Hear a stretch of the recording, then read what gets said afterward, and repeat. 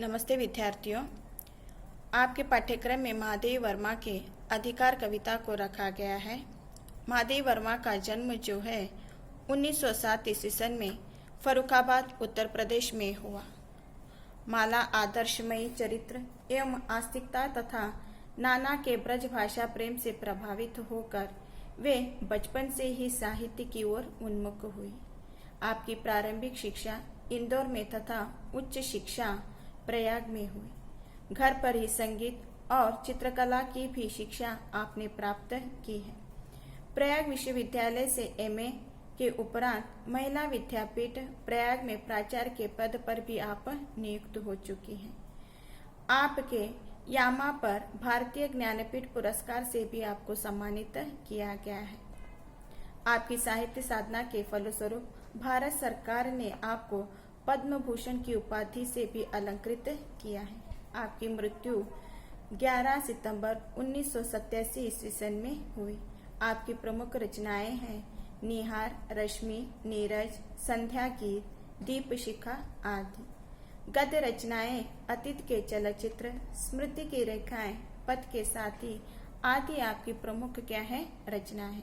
तो महादेवी वर्मा जो है मिटने का अधिकार, इस कविता को क्या है वे इस प्रकार से व्यक्त करती है कि वे मुस्काते फूल नहीं जिनको आता है मुरझाना, वे तारों के दीप नहीं जिनको भाता है बुझ जाना।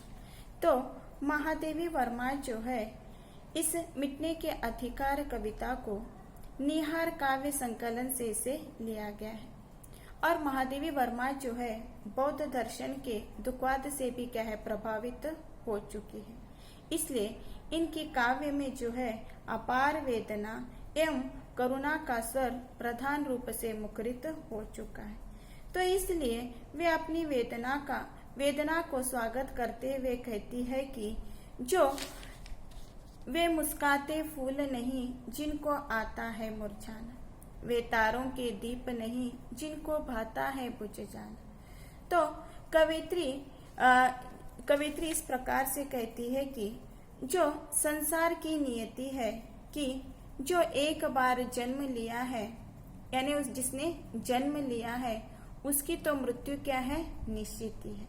जैसे जब जीवन का आरंभ हो चुका है तो उसका अंत भी होना क्या है निश्चित है, क्योंकि यह स्वाभाविक कहकर वह बताती। इसलिए कवयित्री जो है अनेक उदाहरणों से यहाँ पर वह संबोधित करती है कि फूलों को भी वह संबोधित करते कहती है कि वे फूल हैं जो खिलते हैं। ठीक है, जो फूल हैं वे खिलते हैं और मुरझाते भी हैं। ठीक है, प्रकृति का नियम ऐसे है कि फूलों का खिलना और मुरझाना और उनका कुम्हलाना यह संसार का नियति है, यह संसार की एक नियति है कहा जाता है। जैसे ये जीवन का क्या है चक्र भी कहा गया है। उदाहरण देते कहती है कि सितारे और क्या है तारे एक कितने भी क्या है रात में सुंदर लगते क्यों नहीं, मगर प्रातः काल वे उषा के बदले पहले किरण के साथ अंतर्धान भी होते हैं। ठीक है, सूर्य तारे वगैरह जो हैं आकाश में सुंदर तो लगते हैं और प्रातः काल वो उषा के पहले किरण जो है फिर अंतर्धान भी होते हैं, तो कहीं वे बुझ जाते हैं।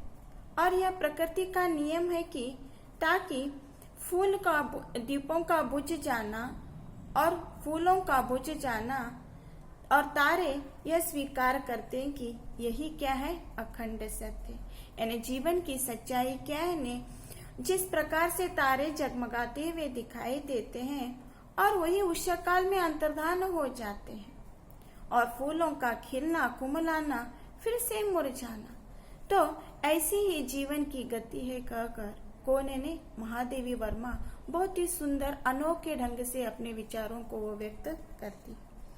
आगे की पंक्ति जो इस प्रकार है देखिए, वे सोने से नयन नहीं जिनमें बनते आंसू मोती, वह प्राणों की सेज नहीं जिसमें बेसुध पीड़ा सोती। तो कवयित्री जीवन का इस प्रकार से वह वर्णन करते हुए रहती है कि बहुत ही अनोखे से प्रकृति का वर्णन वो अपने जीवन के साथ करती है। जैसे ये कैसे देखिए ने, वे सोने से नयन नहीं, ठीक है, कैसे कहने लगती है ने, वे आंखों का, उन आंखों के सौंदर्य में थोड़ा सा अधूरा लगता है और जिनमें आंसू नहीं होते, फिर भी वे सुंदर लगते हैं। आंखों में भी 2 आंसुएं होनी चाहिए और जो मोती गिरते हैं तभी हमें जीने की ताकत भी उन्हीं से मिलती है। आंखों से आंसुएं जो झरते हुए रहती हैं, उससे भी हमें क्या एक शक्ति प्रदान होती है। अर्थात जिस मनुष्य ने कष्ट नहीं देखा, संकट के समय आंसुएं नहीं बहाया, उनके जीवन का मतलब ही क्या है। तो कहने का अर्थ यह है कि जब जीवन है कहने के बाद कष्टों को भी क्या है मनुष्य झेलना चाहिए। अगर वो कष्ट ही नहीं देखा तो वह संकट का सामना किस प्रकार से कर सकता है। तो उसके जीवन का मतलब ही क्या है, जिस जीवन में उसने क्या है संकट ही नहीं देखा है। मनुष्य के प्राण में पीड़ा और दुख सहज ही खुल जाती है, ठीक है, पीड़ा और क्या है दुख सहज। जैसे प्रकृति में सूर्य का उगना और सूर्य का ढलना जब नियमित लिखा गया है, उसी तरह से जीवन में क्या है यानी दुख का होना, पीड़ा का होना भी सहज ही कहा जाता है। पीड़ा से ही मनुष्य संघर्षशील भी बनता है। अगर पीड़ा उसे नहीं होती तो उसे आत्म स्वावलंबी भी वह नहीं बन सकता। और ये पीड़ा से ही वह कैसे हो सकता है ने संघर्षशील बन जाता है और प्रयत्नशीलता भी उसमें क्या है जन्म हो जाती। निरंतर वह क्या करते रहता है ने प्रयत्न करते हुए रहता है। प्रयत्न करने पर हालांकि बहुत सारे कष्ट आ जाते, बाधाएं आ जाती, फिर भी उन बाधाओं को और उन कर्तव्य को निभाते हुए क्या करता है वह आगे बढ़ते हुए रहता है। पीड़ा से ही उसे आगे बढ़ने की प्रेरणा मिलती है। इसलिए कवयित्री कहती है कि वे सोने से नयन नहीं जिनमें बनते आंसू मोती, वह प्राणों की सेज नहीं जिसमें बेसुध पीड़ा होती। एक ऐसा जीवन है कि जिसमें पीड़ा ही नहीं है। तो कवयित्री इस प्रकार से कहती है कि वह हमेशा कैसे ने संघर्ष का सामना करने के लिए छात्रों से कहती है, निरंतर वह प्रयत्नशील बनने के लिए भी कहती है और यही जीवन से हमें क्या एक प्रेरणा हमें मिलती है। तो आगे कवयित्री और कहती है कि वे नीलम के मेघ नहीं जिनको है घुल जाने की चाह, वह अनंत ऋतुराज नहीं जिसने देखी जाने की राह। फिर कवयित्री जो है बहुत ही अनोखे ढंग से प्रकृति का वर्णन भी किया है। इसलिए वो प्रकृति में जो जो हमें निर्माण करने में जो वस्तुएं हमें मिलती हैं, तो उन्हीं का वो उदाहरण देकर हमें आगे बढ़ने की प्रेरणा देती है। इसीलिए उसने प्रकृति के नियमों के अनुसार किसका है ने नीली निर्मल आकाश है, ठीक है, ये नीला जो आकाश है बादलों में घुल मिल से गए हैं, ठीक है, ये नीली निर्मल आकाश जो है बादलों में क्या है घुल मिल से गए हैं। अचानक बादल के घिर जाने से बादल को बरसना तो है ही, बादल घिर आने के बाद फिर वह वर्षा तो होने ही वाली है। तो जैसे ही वर्षा होने लगती है तो वसंत ऋतु के आगमन का वह निमंत्रण इस धरती पर वो देती है। कितना सुंदर सा लगता है, वैभवपूर्ण सारी धरती खिलने लगती है। बादल के घिर जाने से बरसात होने पर धरती हरी भरी वहां पर दिखाई देने लगती है। कितना अनुपम और सौंदर्य प्रकृति में निर्माण होने लग जाता है। ये हमेशा के लिए सुंदर नहीं होते। देखिए प्रकृति हमेशा के लिए ऐसी ही सुंदर होनी चाहिए कह करने, थोड़े दिनों के लिए ही यह होती है। जब वसंत ऋतु का अंत होता है सारी धरती सूखी बन जाती। जैसे ग्रीष्म ऋतु में पूरी तरह से पत्ते जो है पतझड़ बन जाते, फिर रह जाता है क्या वहां पर सूखी एक डाली रह जाती है। लेकिन वही बसंत ऋतु में क्या है, फिर से पत्तल वहां पर लगने लग जाते हैं, फिर से बंजर जैसे दिख पड़ती यह धरती। मगर ऋतुराज वसंत इनका सबका दुख नहीं मनाते, न आंसू बहाते। इस पर क्योंकि ये प्रकृति का नियम है, फिर से लौटा आते हैं। तो प्रकृति का नियम ही है कि कैसे ने पत्तों पर, वृक्षों पर पत्तों का लग जाना, वसंत ऋतु का आगमन हो जाना, फिर ग्रीष्म ऋतु में पत्तों का झड़ जाना। तो ये जीवन की क्या है, एक रीति वहां पर बन चुकी है। तो इस तरह से कवित्री आगे कहने लगती है कि ऐसा तेरा लोक वेदना नहीं नहीं जिसमें अवसा, जलना जाना नहीं जिसने जाना मिटने का स्वाद। तो कवित्री कहने लगी कि ये जो है यानी विद्यार्थियों को संबोधित करते हुए या छात्रों को प्रेरित करते हुए कहती है कि भगवान के इस बनाए हुए लोक में दुख और दुख के साथ जन्म घुटन सम्मिलित है। ठीक है, जन्म है, फिर दुख है। ये दुख और सुख से ही क्या है, जीवन बन चुका है और इसी मिलन से ये सम्मिलित बन हो चुका है। सबके साथ मिलजुलना है हम लोगों को, हर किसी के साथ मिलजुल कर रहना होगा।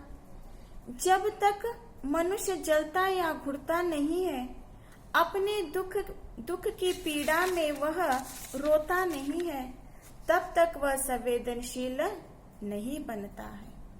तो कवित्री कहने लगती है कि दुख और पीड़ा को क्या है, उसे स्वीकारना होगा, उसे सहन करना होगा, तभी व्यक्ति क्या होता है, संवेदनशील बनने लगता है, कठोर बनने के लिए वो लगता है।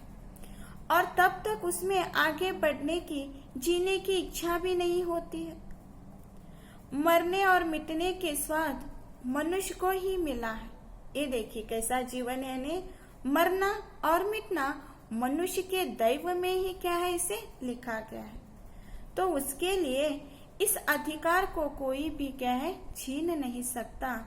मानव का यह विशेष अधिकार है कि जीना और मरना जो है क्या है, प्रारब्ध के हाथ में। इसलिए मनुष्य को सतत क्या होना चाहिए, संवेदनशील और कठोर और प्रयत्नशील बनना चाहिए। और संघर्ष का सामना करने के लिए भी कवित्री करती है। जीवन है कहकर उसे हार मानने की भी जरूरत नहीं। और ये कैसा मनुष्य है, उस मनुष्य के जीवन में दुख और पीड़ा ही नहीं। तो कवित्री का कहने का तात्पर्य यह है कि अगर हम लोगों ने मनुष्य योनि में जन्म लिया है, तो मरना, मिटना, दुख और कष्ट ये सबको लेकर ही क्या है, हमें जीना है, अन्यतः यह जीना नहीं है। यही तो हमारा क्या है, मनुष्य रूप का अधिकार है। तो अंत में कवित्री कहने लगती है कि क्या अमरों का लोक मिलेगा, तेरी करुणा का उपहार रहने दो हे देव, अरे यह मेरे मिटने का अधिकार है। तो कवित्री की इतनी अच्छी सोच है कि वह थोड़ी सी भी हटकर वह नहीं जीना चाहती है। तो वह कहने लगती है कि वह स्वर्गों में चले जाए, जहां से हमारे मनुष्य होने के अधिकार को छीन लिया जाए। इसलिए कहने लगी कि वो स्वर्ग भी हमें क्या है, नहीं चाहिए। तो कवित्री कहती है कि क्या यह अधिकार है, ईश्वर के पास है? मरने का बिल्कुल नहीं। अगर हम अमर लोक में जाते हैं तो हमारे मरने मिटने का अधिकार ही छीन जाएगा। वह स्वाद ही कहाँ हमें मिलेगा, वह स्वाद ही नहीं मिलेगा। इसलिए कवित्री कहती है कि अपना यह लोक, अपनी यह पृथ्वी ही बहुत प्यारी है। देखिए इस धरती पर हम लोगों ने जन्म लिया है, तो हमें बहुत ही क्या है, अभिमान भी होना चाहिए और इसी धरती के लिए हमें श्रेष्ठ भी क्या है, बनना चाहिए। तो पृथ्वी ही बहुत प्यारी है, सबसे श्रेष्ठ भी क्या है, लगती है। मुझे स्वर्ग का सुख मुझे नहीं चाहिए। उन्हें देवलोक स्वर्गलोक क्या है पसंद नहीं, उन्हें पसंद नहीं आता। जहां पर मृत्यु ही नहीं है वह जगह उन्हें क्या है अच्छी नहीं लगती है। तो वो क्या कहना चाहती है ने, इस धरती पर है तो इस धरती पर क्या है हमें मिटना भी चाहिए और मरना भी चाहिए। और आगे कहती है कि जहां कष्ट ही नहीं है, जहां पीड़ा ही नहीं है, जहां आगे बढ़ने की चाह ही नहीं है, जब दर्द होता है तभी हम उससे उभरने का, उससे निकलने का प्रयास करते हैं। अगर सारे सुख हमें इस संसार में मिलते हैं तो हम आलसी बन जाते हैं। इसलिए कवयित्री चाहती है कि थोड़ा सा दर्द जिंदगी में होनी ही चाहिए, तभी तो हम आगे बढ़ते हैं और हम कुछ कोशिश भी करते हैं। अगर दर्द का एहसास नहीं होता तो हम आगे भी नहीं बढ़ते और आगे बढ़ने के लिए दर्द को हमें झेलना ही होगा। इसीलिए वो कहते हैं कि मुझे अमरों का लोक नहीं चाहिए, ना मुझे इस कर्तव्य के लिए मुझे अमर का लोक भी मिल जाए। अगर मेरा जीवन है तो ये जीवन कैसा है ने, मर मिटने का है और इसीलिए मैं क्या हूं यानी मर मिटने के लिए तैयार हूं। तो अपने जीवन को सार्थक बनाने के लिए कवयित्री हर एक परिस्थितियों को डट कर मुकाबला करने के लिए कहती है, न कि जीवन से पलायन करने के लिए वह कहती है। इसीलिए वह फूल, तारे, बादल, वसंत आदि प्रकृति से अनेक बिंबों का वह प्रयोग करते हुए जीवन के प्रति गहरी आस्था रखने के लिए वो कहती है। कवयित्री के जो है वेदना का वह रूप है जो मनुष्य को संवेदनशील हृदय से समस्त संसार से बांध देता है। तो वो अंत में कहने लगती है कि वे अमरों को लोक के ठुकरा कर अपने मिटने के अधिकार को बचाए रखना चाहती है। जीवन में वेदना, संघर्ष, पीड़ा, कष्ट आदि को वह महत्व देती है, अन्यथा मनुष्य तब तक क्या है वह संघर्षशील नहीं हो सकता, न कि अपनी इच्छाओं की प्राप्ति करने के लिए वे आगे बढ़ सकता है। तो विद्यार्थियों के लिए यह कविता जो है एक प्रेरणादायक यह कविता बन चुकी। धन्यवाद।